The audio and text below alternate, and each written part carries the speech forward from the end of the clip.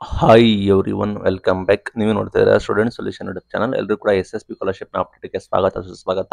ಸಾಕಷ್ಟು ಜನ ವಿದ್ಯಾರ್ಥಿಗಳು ಕೇಳ್ತಾ ಇರೋದು ಎಷ್ಟು ಮಾರ್ಕ್ಸ್, ಎಷ್ಟು ಅಂಕಗಳು ಎಷ್ಟು ಬಂದಿರಬೇಕು, ನಿಮಗೆ ಸ್ಕಾಲರ್ಶಿಪ್ ಬರಬೇಕಂದ್ರೆ ಅಂಕಗಳು ಎಷ್ಟು ಬಂದಿರಬೇಕು ಅಂತ ಹೇಳಿ ಕೇಳ್ತಾ ಇದ್ದಾರೆ. ತಿಳಿಸ್ಕೊಡ್ತೀವಿ. ಚಾನಲ್ಗೆ ಸಬ್ಸ್ಕ್ರೈಬ್ ಆಗಿ, ವಿಡಿಯೋ ಇಷ್ಟ ಆದರೆ ಲೈಕ್ನ ಮಾಡಿ.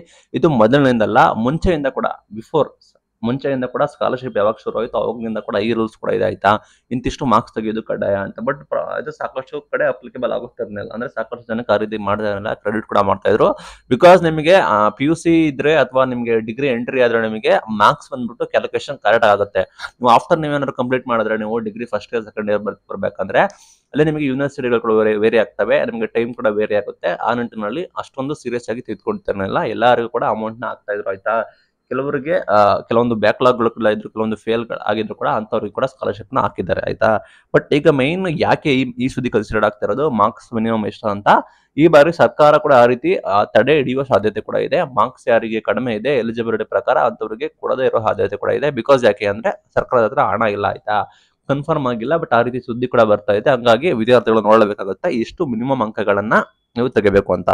ನೋಡೋದಾದ್ರೆ ರೂಲ್ಸ್ ಪ್ರಕಾರ ನೋಡೋದಾದ್ರೆ, ನೀವೇನಾದ್ರೂ OBC ಡಿಪಾರ್ಟ್ಮೆಂಟ್ ಅವರಾಗಿದ್ರೆ, OBC ವಿದ್ಯಾರ್ಥಿಗಳಾಗಿದ್ರೆ, category 2A 2B 3A 3B ಆಗಿದ್ರೆ 60% ಬಂದ್ಬಿಟ್ಟು ಕಂಪಲ್ಸರಿ, ಆಯ್ತಾ. 60% ಅಂಕ ಕಂಪಲ್ಸರಿ. ಇದು ಯಾವ ರೀತಿ ಕಂಪಲ್ಸರಿ ಅಂದ್ರೆ, ನೀವು ಫಸ್ಟ್ ಇಯರ್ ಡಿಗ್ರಿ ಇದ್ರೆ PUC 60%, ನೀವು ಸೆಕೆಂಡ್ ಇಯರ್ ಡಿಗ್ರಿ ಇದ್ರೆ ಫಸ್ಟ್ ಇಯರ್ ಡಿಗ್ರಿ 60%, ನೀವು ಫೈನಲ್ ಇಯರ್ ಡಿಗ್ರಿ ಇದ್ರೆ ಸೆಕೆಂಡ್ ಇಯರ್ ಡಿಗ್ರಿ 30%, ನೀವು ಫೈನಲ್ ಇಯರ್ ಇಂಜಿನಿಯರಿಂಗ್ ಇದ್ರೆ ಥರ್ಡ್ ಇಯರ್ ಇಂಜಿನಿಯರಿಂಗ್ 60%, 60% ಬಂದ್ಬಿಟ್ಟು ಕಡ್ಡಾಯ ಆಗಿರುತ್ತೆ.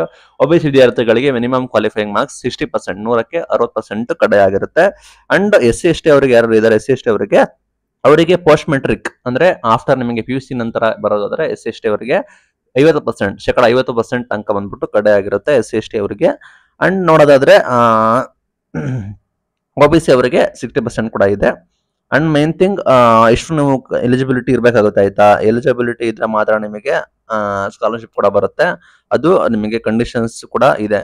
ಬಿಕಾಸ್ ಯಾಕೆ ಅಂದ್ರೆ ಸ್ಕಾಲರ್ಶಿಪ್ ನ ಎಲ್ಲರೂ ಕೂಡ ಕೊಡೋಕ್ಕಾಗೋದಿಲ್ಲ, ಲಿಮಿಟೇಷನ್ ಕೂಡ ಹಾಕ್ತಾರೆ.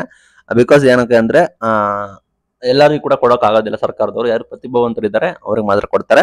ಮತ್ತೆ ಮೈನಾರಿಟಿ ವಿದ್ಯಾರ್ಥಿಗಳಿಗೆ ಕೂಡ ಸೇಮ್, ಮೈನಾರಿಟಿ ಯಾರು ಬರ್ತೀರಾ ಅವರು ಕೂಡ ಸೇಮ್ 50%. SC ST ಅವರಿಗೆ ಕೂಡ 50% ಇದೆ, ಮೈನಾರಿಟಿ ಅವರು ಕೂಡ 50% ಇದೆ. OBC ವಿದ್ಯಾರ್ಥಿಗಳಿಗೆ ಮಾತ್ರ 60% ಇದೆ, ಆಯ್ತಾ. OBC ವಿದ್ಯಾರ್ಥಿಗಳಿಗೆ ನಮಗೆ ಗೊತ್ತಿರೋಗೆ ಅಪ್ಲಿಕೆಂಟ್ ಜಾಸ್ತಿ ಇರ್ತಾರೆ, ಆ ನಿಟ್ಟಿನಲ್ಲಿ ಇರುತ್ತೆ. ಅಂಡ್ ಇಲ್ಲಿ ಮಾಡಿದ್ರೆ ಬ್ರಾಹ್ಮಣ್ ಡಿಪಾರ್ಟ್ಮೆಂಟ್ ಅವರು ಇದ್ದಾರಲ್ಲ, ಬ್ರಾಹ್ಮಣ್ ಡಿಪಾರ್ಟ್ಮೆಂಟ್ ಕೂಡ ಸೇಮ್ 50% ಅಷ್ಟೇ ತಗೋರು ಸಾಕು, ಅವ್ರನ್ನ ಸ್ಕಾಲರ್ಶಿಪ್ಗೆ ಎಲಿಜಿಬಲ್ ಕೂಡ ಆಗ್ತಾರೆ. ಇದು ಇವತ್ತಿನ video. Thank you for watching till it. Thank you.